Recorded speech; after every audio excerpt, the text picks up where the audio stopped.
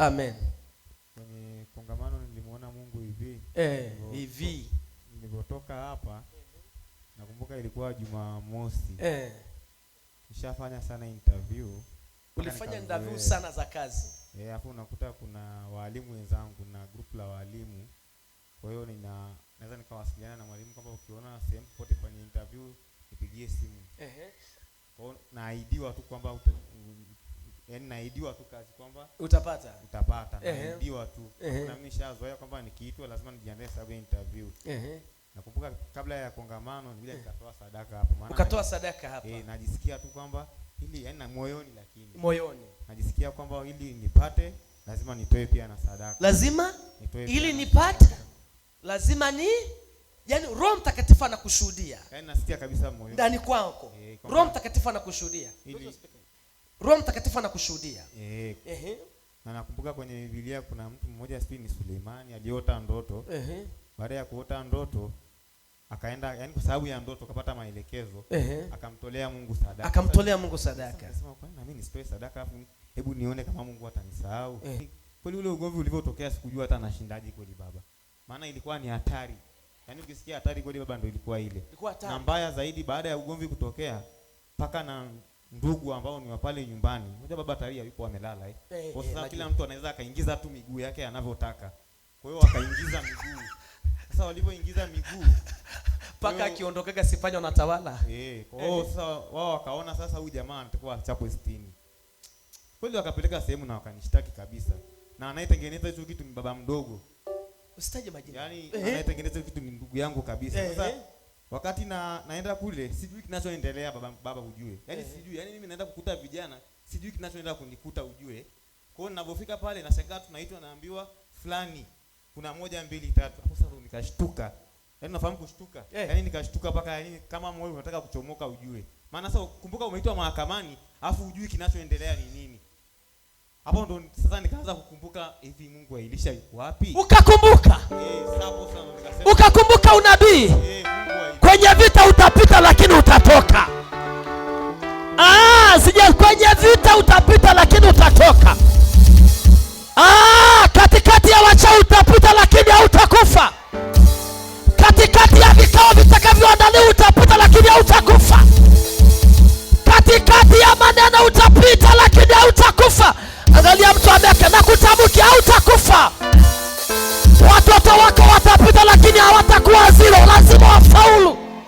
Mume wako atapita lakini hatakufa, lazima wafaulu. Mke wako atapita lakini hatakufa, lazima wafaulu. Fanya namna isema sitakufa, nitapita lakini nitafaulu. Ukasema Mungu wa Elisha yuko wapi? Mungu wa Elisha yuko wapi? Na nikakumbuka ulisema nitashinda. Yaani hao watu unabii niliyokutamkia imekaa juu yako. Wanajifunza kukamata maneno ya Mungu. Nilichotamka hakijapiga chini. Yaani wezi amini mtu ambaye nilikuwa namtafuta nifanye naye urafiki ili nimueleze, maana sasa ni hasira tu imenipanda nikakamata dogo. Kwa hiyo anamsomea mke wako? Sasa baada ya kukamata yule dogo kweli hasira baba Mungu nipenda dhambi kweli lakini Mungu anisamee. Sasa baada ya kukamata dogo ambaye ananisumbua, baba mdogo natafuta niongee naye ananikwepa, maana kumbe tayari ameshaandaa njia ya mimi kwenda yule uliyekuwa unamtegemea tayari yuko upande huo. Baba ameshalala. Kwa hiyo yeye tayari ameshaandaa njia mimi nikafanyaje? Nikaumie. Sasa neno tayari limeshatoka madhabahuni kwamba wao ndio wataaibika. Mimi nimetamka. Tayari neno hivi unajua nguvu ya Mungu. Unajua madhabahu inayotembea na Mungu. Hivi unajua madhabahu inayotembea na Mungu. Yaani shimo limeandaliwa uingie, kabla hujafika kwenye hilo shimo, Mungu anasema madhabahuni kuna shimo iko mbele yako, lakini atanguliza malaika akuvushe hilo shimo. Kuna magonjwa amekuandalia, lakini atanguliza malaika akuvushe kwenye hayo mashimo. Kuna sukari imeandaliwa, kuna pressure imeandaliwa, kuna UTI imeandaliwa, kuna fungus imeandaliwa, kuna madeni yameandaliwa, lakini nakuvusha kwenye haya mashimo.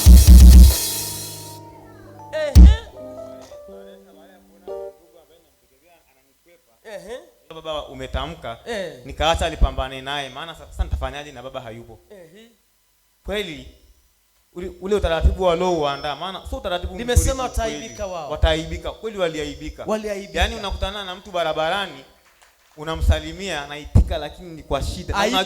Na unajua kabisa kwamba alikuandalia kitu fulani. Kosa sasa na ulishinda hiyo vita, imeshinda. Kapita baba. Imepita vizuri tu. Na baadaye ukasema nitapata. Kweli mama akaja akatoa eneo, lakini ni kwa shida sana. Nilikwambia kutakuwa na vita. Nilikwambia kuna vita itainuka. Itakufesi vita sana. Na itainuka kwa ndugu zako. Na sio ukisema sio tu kwa ndugu, mpaka na familia ni wadogo zangu. Yaani nje na ndani. Nimesema nje?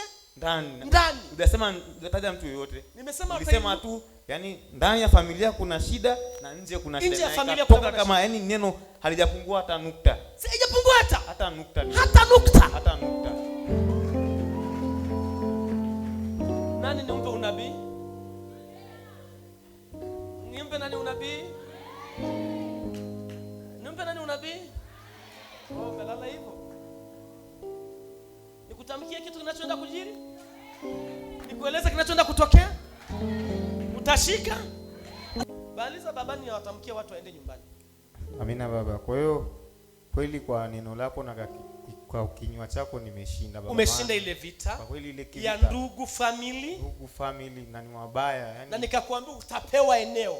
Kabisa, mpaka nikashangaa. Can you imagine mtu anaenda kukupimia eneo na alishasema baba yako amesema. Babu yangu ananiambia mimi, kwani baba yako aliacha laana? Maana nimekaa na babu yangu aliyemzaa baba. Ulikuwa na nyuma eneo la kujenga? Namfuata babu yangu ananiambia, kwani baba yako aliacha laana? Nikamwambia hapana. Sasa hawa wanasema huna haki. Sina haki, na paka huna haki. Paka ndugu zangu wengine wanasema baba yake alisemaga wasipewe. Sasa nikajiuliza wanatoka hapo kwenye mambo ya familia yetu. Alafu ni festival. Alafu mimi ni festival. Sasa baba mdogo vitu vipi? Can you imagine? Ogopa vita nimeona mimi. Kabla haijafanyaje? Nikamwambia kiwanja utakwenda? Umepata? Kabisa baba, nimepata. Anaponiambia hivyo nakumbuka kwenye kichwa changu. Baba ameniambia utapata kiwanja, utapata kazi, utapata na nyumba. Sasa nikiondoka si nyumba nakosa? Nawaza kabisa kwamba sasa naenda kule, naenda sijui wapi. Na hii hapa ndo nimehudumiwa, hapa ndo nimetamkiwa. Naenda tena kule, naenda kuanza upya.